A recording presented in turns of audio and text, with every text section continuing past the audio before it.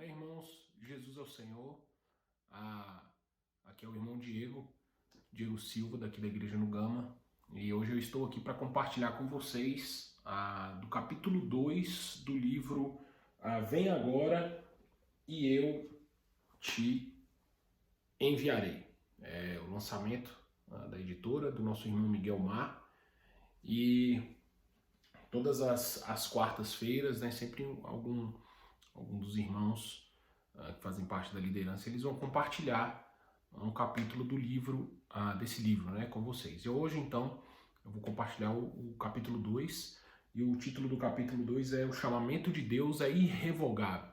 Semana passada, o irmão Natal compartilhou com a gente deu uma introdução, né, e também falou um pouco acerca do capítulo 1. E basicamente, o que nós podemos relembrar do capítulo 1 é que uma coisa é certa: o Senhor Jesus, ele está voltando. E qual é o nosso sentimento em relação à volta do Senhor? Como nós temos vivido a nossa vida? Será que nós simplesmente estamos no piloto automático, vivendo, trabalhando, cuidando da casa, cuidando dos afazeres, e no nosso coração nós esperamos que Deus não volte tão cedo assim, já que nós não estamos devidamente preparados ou fazendo aquilo que nós deveríamos fazer? Então, no capítulo 1 também nós temos uma linha, uma maneira de como nós devemos nos preparar. A primeira delas é enchendo as nossas vasilhas, né? Porção de Mateus, capítulo 25, quando ele fala da parábola das virgens nécias e também das prudentes. Encher as nossas vasilhas significa que está com o nosso tanque constantemente abastecido do Espírito.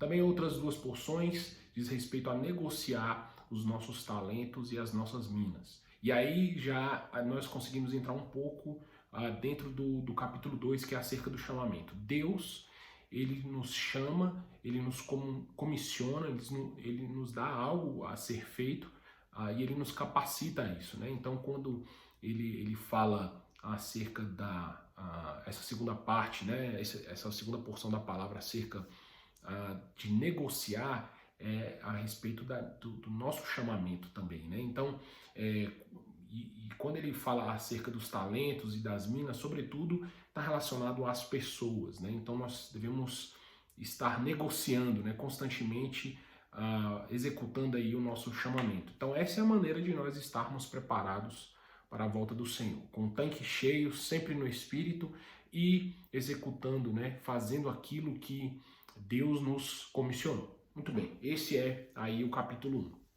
1. O capítulo 2, o título é O Chamamento de Deus é Irrevogável. Então a primeira coisa que eu gostaria de compartilhar, né, e esclarecer para os irmãos é justamente esses dois núcleos do próprio título: chamamento e irrevogável. Chamamento, de acordo com Romanos capítulo 11, versículo 29, também é traduzido como vocação. Deus te vocaciona, Ele te chama a fazer algo. Então, ele é irrevogável. Esse chamamento de Deus é irrevogável. O que isso significa? O que significa na prática? O que isso quer dizer? Significa, irmãos, que Deus, ele não errou, ele não vai se arrepender de ter chamado a mim e ter chamado a você. Talvez você pense aí que você esteja desanimado, né, com o seu chamamento, não está produzindo aquilo que deveria estar fazendo, mas creia, e nós vamos ver isso hoje com os personagens que é apresentado no capítulo 2, que Deus, ele não desiste, ele não vai anular o chamamento que ele fez a mim e a você. Isso significa que é irrevogável. Isso é o que significa ser irrevogável. O chamamento de Deus é irrevogável, é para a vida inteira. Até o final dos nossos dias, nós precisamos estar executando plenamente o nosso chamado. Pois bem, a primeira coisa que a gente precisa ter em mente em relação ao chamamento de Deus é que ele é composto de 3 partes. A primeira parte, e é sempre assim, no Antigo Testamento, no Novo, com a gente, para todo servo de Deus, ele obedece essa ordem de chamamento. Então, a primeira coisa é que Deus aparece para nós. O segundo item é que Deus, ele nos comissiona, ou seja, ele nos dá algo a ser feito, uma missão a ser cumprida. E em terceiro lugar, Deus nos capacita. E é importante nós termos esse item 3 em mente, porque às vezes, como nós vamos ver aqui com um dos personagens, Abraão, a missão, e também Moisés, a missão ela é muito difícil. Às vezes o comissionamento ele é pesado. Só que Deus, ele simplesmente não dá a comissão para a gente e manda a gente de mãos abanando. De forma alguma. O Senhor, ele nos capacita, ele nos dá dons, e como a gente vai ver na experiência de Moisés, ele mesmo vai conosco. Então, nós não estamos sozinhos no nosso comissionamento, no nosso chamamento. Deus, ele está conosco. Então, lembre-se disso. Primeiro, Deus aparece para nós. Depois, o Senhor, ele nos comissiona, e é nessa ordem. Ele não vai te comissionar algo sem aparecer para você primeiro. Primeiro ele aparece, depois ele te comissiona, e aí então ele te capacita. Amém? Então, os personagens que nós veremos hoje são 3 personagens. É a experiência, o chamamento e a experiência de Abraão, de Moisés e também de Isaías. Eu gostaria de inverter, essa é a ordem que aparece no capítulo 2, né? Abraão, Moisés e Isaías, mas para a gente poder aprender e desfrutar de maneira mais didática, eu gostaria de inverter um pouco a ordem e colocar a primeira experiência de Isaías e não de Abraão. Bom, o que a gente pode aprender, a lição, o princípio espiritual que está por trás do chamamento de Isaías é o seguinte: o chamamento de Deus, ou a aparição de Deus para nós, só vai acontecer quando o orgulho morrer. Veja, o chamamento e a aparição de Deus para Isaías aconteceu no ano da morte do rei Uzias. E existe um princípio espiritual por trás dessa aparição. Qual é? Veja, Uzias, ele era um rei que inicialmente ele era temente a Deus e obedecia ao Senhor. E por conta disso, o seu reinado prosperou bastante. Ainda que ele tenha começado cedo, ainda adolescente, mas ele prosperou porque ele era temente a Deus. No entanto, em determinado momento do seu reinado, o seu coração se orgulhou. E ele, a partir desse momento, basicamente ele perde o seu reinado, porque ele se afasta de Deus e o orgulho sobe ao coração. E aí o que acontece? Quando o rei Uzias morre, é justamente o momento em que Deus aparece para Isaías. Então qual é o princípio espiritual que está por trás disso? Significa dizer, irmãos, que Deus só vai aparecer para você e Deus só vai aparecer para mim quando nós fizermos o nosso orgulho morrer. O nosso orgulho tem que morrer. Quando Uzias morrer em nossa vida, então Deus aparece para nós. Esse é o princípio espiritual e essa é a lição que nós aprendemos no chamamento de Isaías. Fazer o orgulho morrer. Muito bem. Agora, vamos começar com a experiência de Abraão. O princípio e a lição que nós aprendemos com o chamamento de Abraão é o seguinte: Deus, ele não desiste do nosso chamamento. Lembre-se que o título do nosso capítulo 2 é: o chamamento é irrevogável.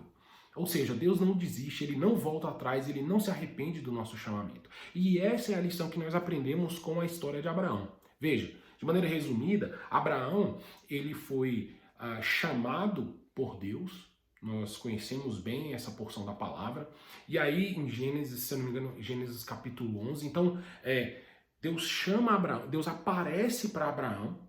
Lembra da ordem, né? Ele aparece, ele comissiona e ele capacita. Então, Deus, ele aparece para Abraão e fala para Abraão, dá uma promessa para Abraão. Fala assim, ó, eu vou fazer de você numerosa multidão, né, como a areia do mar, as estrelas do céu e tudo mais. A gente conhece a história de Abraão. Pois bem, nesse momento, quando Deus aparece e comissiona Abraão e fala, ó, vai para a terra que eu vou te mostrar, a terra prometida, ele chega para Abraão em Ur dos Caldeus. E aí, só para a gente poder se situar, Abraão está em Ur, depois ele vai para Harã, e só então que ele cumpre a sua jornada de ir para a terra prometida. Mas a lição que nós aprendemos com Abraão é que Abraão, ele no primeiro momento, ele não cumpriu o comissionamento.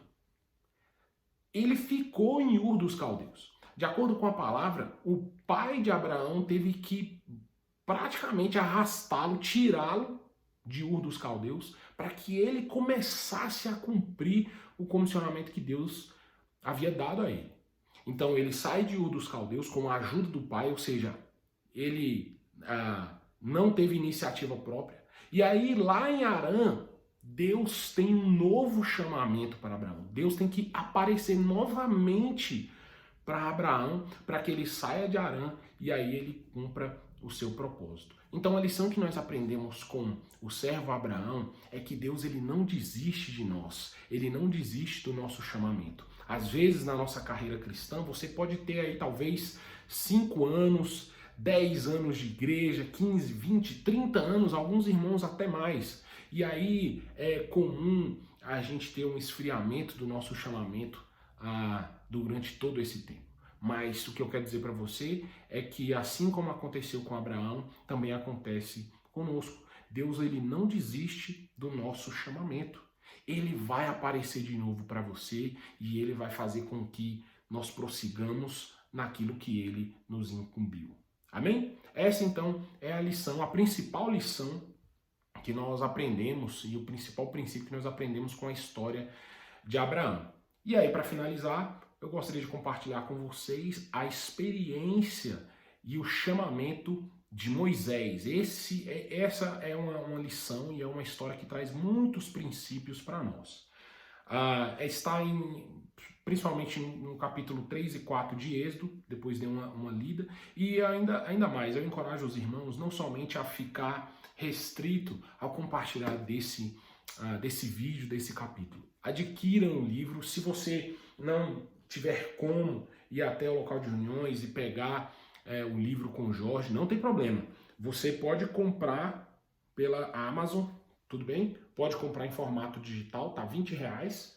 E aí você pode desfrutar em casa, no computador, no celular, tudo bem? Mas leia o livro, porque aqui é apenas um resumo. Então, existem muitas outras preciosidades, né, que nós podemos aprender e tirar para o nosso chamamento. Pois bem, as experiências e princípios que nós podemos aprender com a experiência de Moisés, no chamamento de Moisés. Bom, de maneira resumida, a história de Moisés ela é dividida em 3 períodos de 40 anos. Então, nós sabemos que existiu ali no Egito Antigo, existiu uma perseguição e aí muitas crianças estavam sendo mortas, né? Existia um decreto de Faraó para que isso acontecesse. Então, a mãe de Moisés fez com que ele, por meio do rio, né, e sua irmã ali, fosse encontrado pela filha de Faraó. Então Moisés ele foi criado na realeza, então ele teve uma educação e um cuidado real, de realeza, né, no palácio real. Então esse foi aí os primeiros 40 anos de Moisés. Isso está em Êxodo 3, Êxodo capítulo 3, capítulo 4 e também em Atos capítulo 7, que conta um pouco mais dessa história. Então, esses foram os primeiros 40 anos. O segundo período de 40 anos da vida de Moisés foi quando ele foge para o deserto e aí ele vai cuidar ali do rebanho do seu sogro, né? Então ele passa ali esses 40 anos e a gente já desfrutou que Moisés, a gente já desfrutou que tudo que ele aprendeu ali nos primeiros 40 anos, toda a sua educação egípcia foi esquecida nesse segundo período de 40 anos. E o terceiro período de 40 anos foi quando Moisés ele retorna então para perdão, ele retorna, aqui é alergia, tá, irmãos? Não é coronavírus. Amém. Ele retorna então para o Egito e aí ele liberta o povo, né? Lembre que e tenha isso em mente. A comissão de Moisés era justamente libertar o povo de Israel, libertar os hebreus das mãos de Faraó. Pois bem, então ele recebe esses de maneira resumida, né? Então ele recebe essa educação no Egito, e aí, em determinado momento, ele vê um egípcio, né? A gente conhece a história ali numa discussão mais acalorada com um hebreu, e ele interfere ali com a sua justiça própria, né? E ele interfere nesse momento e ele mata o egípcio, né?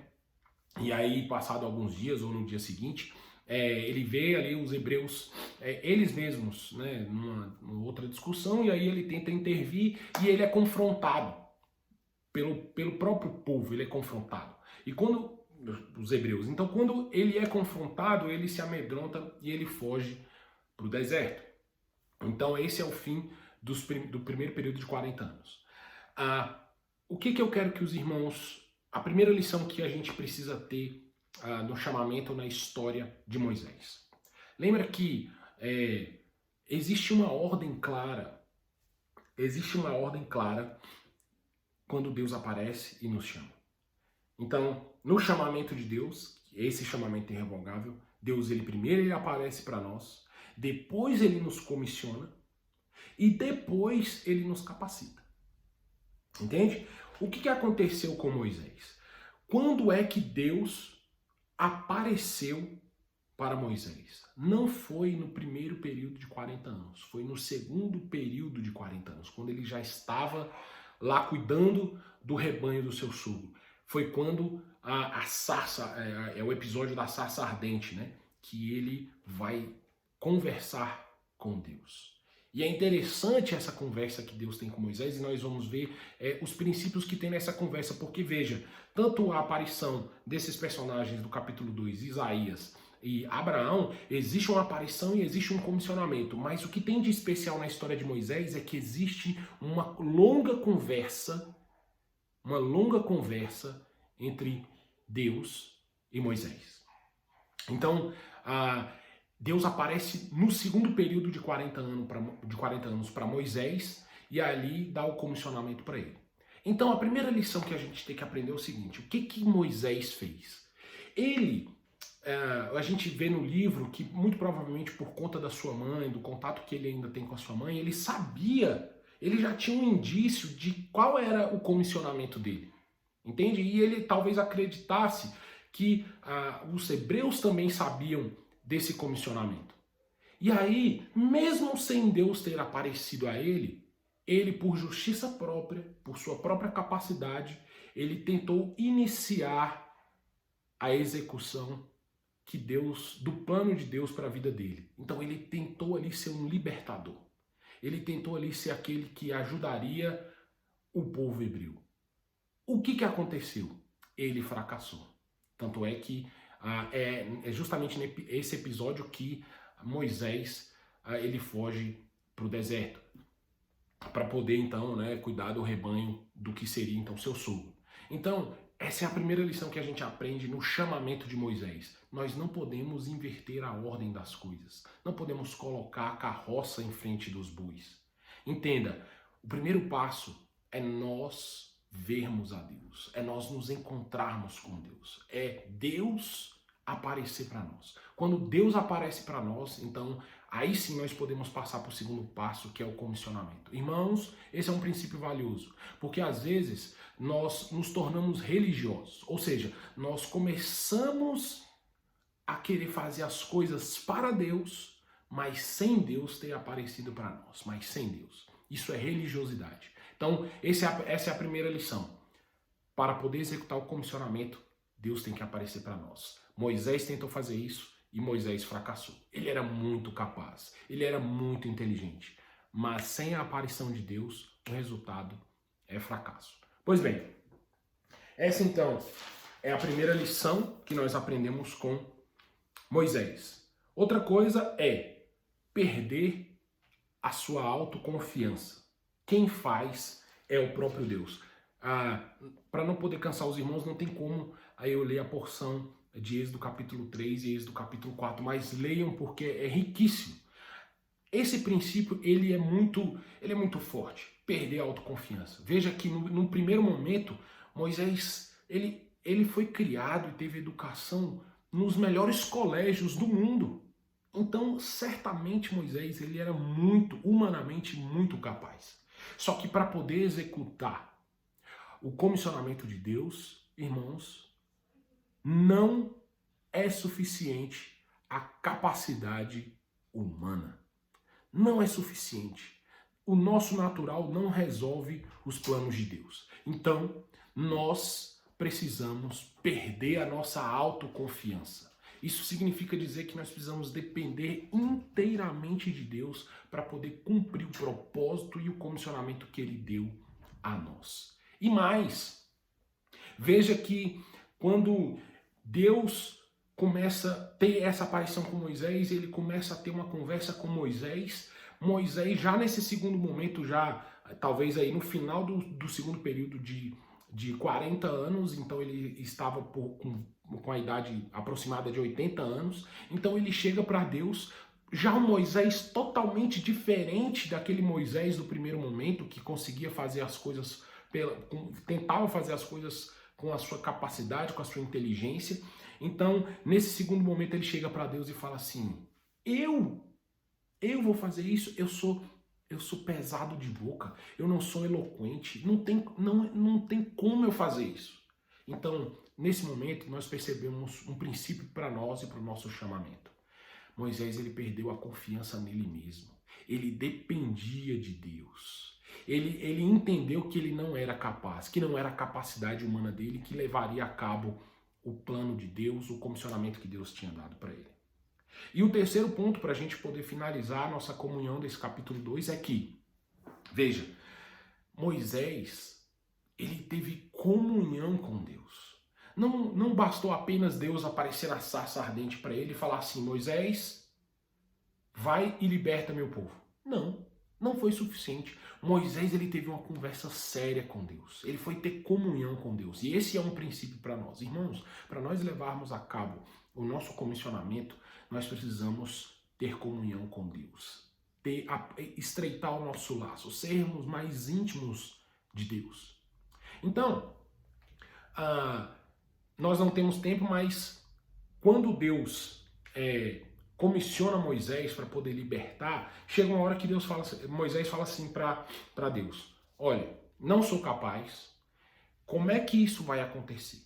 Eu já tenho, imagina você, tem muitos anos que eu estou fora, eu não estou lá já no meio do povo, como é que eu vou chegar lá e falar assim: agora eu vim aqui, eu vou libertar vocês? Como é que os anciãos, como é que, vamos dizer assim, os responsáveis pelo povo, as autoridades do povo de Israel, dos hebreus, eles vão acreditar em mim? E mais, como é que Faraó vai simplesmente abrir mão do povo e eu vou ser bem sucedido na minha missão? Então Deus fala para ele: olha, você vai fazer o seguinte. Aí vem mais uma lição para nós. Ele fala do bordão, ele fala da lepra, ele fala do rio se tornar em sangue e ele fala da cooperação de Arão.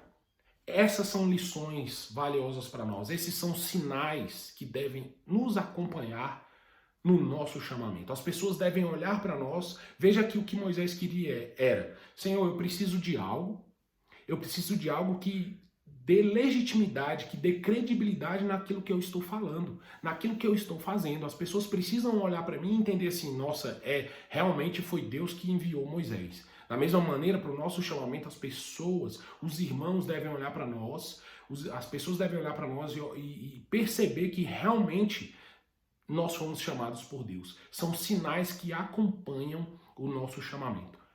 Que princípios, que sinais são esses? Primeiro deles, o bordão. O que significa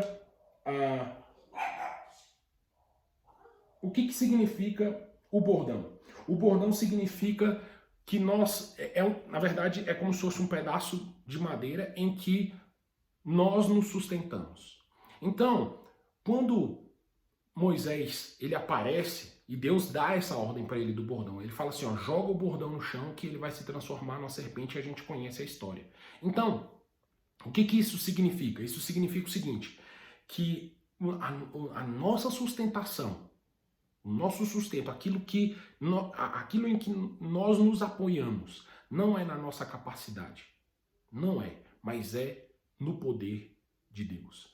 Esse é o primeiro sinal. As pessoas devem olhar para nós e entender que a nossa suficiência, nós nos apoiamos no poder de Deus. É como se as pessoas olhassem para nós e pensassem e dissessem assim, realmente o Diego ele depende de Deus. O sustento dele não é a força dele, não é a capacidade dele, não é a eloquência dele, nada disso. O sustento dele, tudo que ele faz é baseado no poder de Deus. Esse é o primeiro sinal. O segundo sinal é o sinal da lepra. Nós vemos na história de Moisés que ele coloca a mão no peito e quando ele tira, está branco de lepra. O que isso significa? Qual é a lição que isso traz para nós? O que nós devemos carregar o tempo todo? Que nós reconhecemos a nossa condição. Moisés ele reconhece diante de todos a condição de leproso dele. Irmãos, isso é um claro sinal de humildade. Nós sabemos que nós somos pecadores e que nós não somos autossuficientes. Terceira lição, a questão da lepra e a questão do rio, o rio transformado em sangue. O que isso significa? Santificação. Santidade é um sinal que deve acompanhar o nosso chamamento.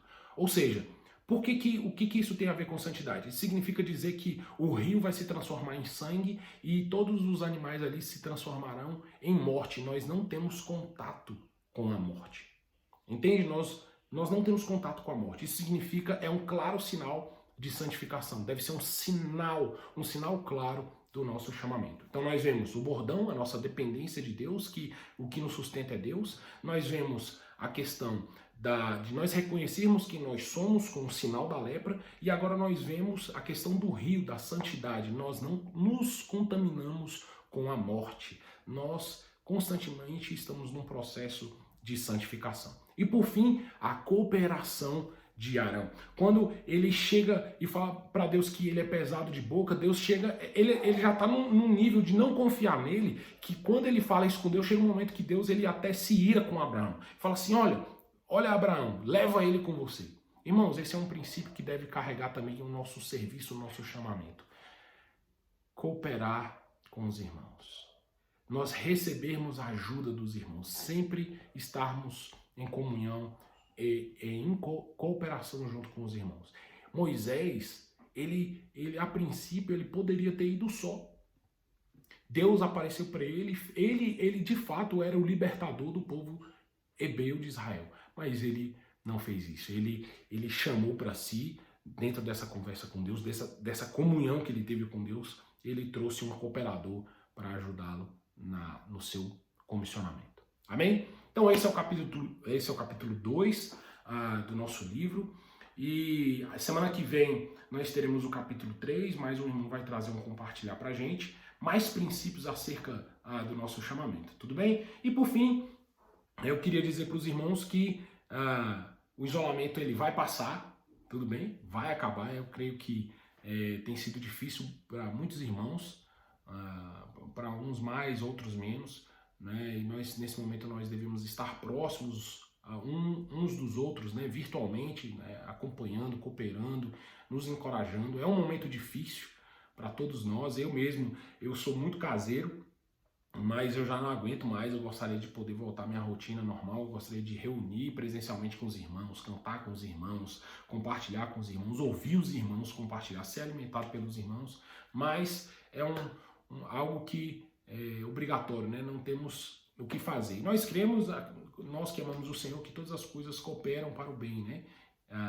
Então nós cremos que o Senhor é soberano, o Senhor está cuidando de tudo isso, cuidando de nós, cuidando da igreja no Gama, e nós precisamos ter os cuidados necessários, né?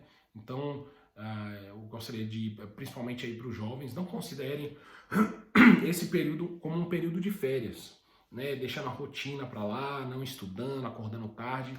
Irmãos, nós precisamos aproveitar esse tempo para poder estreitar a nossa comunhão com o Senhor. E como eu disse no início, né, desse capítulo, né, como nós temos visto a volta do Senhor. Talvez esse seja um test drive de como vai ser a volta do Senhor, né? Um pouco do sofrimento. Eu não sei se você percebeu isso, mas a nossa segurança foi embora. Se você tinha alguma confiança no governo, no dinheiro, ou no sistema de saúde, ou qualquer coisa, ou na ciência, irmãos, nós estamos num período em que não tem dinheiro, não tem governo no mundo que consiga, até agora, resolver essa situação, tudo por conta de um pequeno vírus. Então, repense, né? Vamos aproveitar esse período para poder colocar o nosso coração no lugar. Às vezes nós estamos no nosso coração, nós estamos confiando em muitas outras coisas que não são Deus. Então nós precisamos colocar a nossa mente e o nosso coração no devido lugar, focado em Cristo. Vamos aproveitar que a correria do dia a dia diminuiu um pouco. Eu sei que ainda muitos estão trabalhando em casa, muitos não podem nem sair para poder cortar o cabelo, mas vamos aproveitar esse período para poder colocar o nosso coração e a nossa mente no devido lugar, focados em Cristo. Amém? Deus abençoe a igreja no Gama. Até semana que vem com o capítulo 3. E Jesus é o Senhor.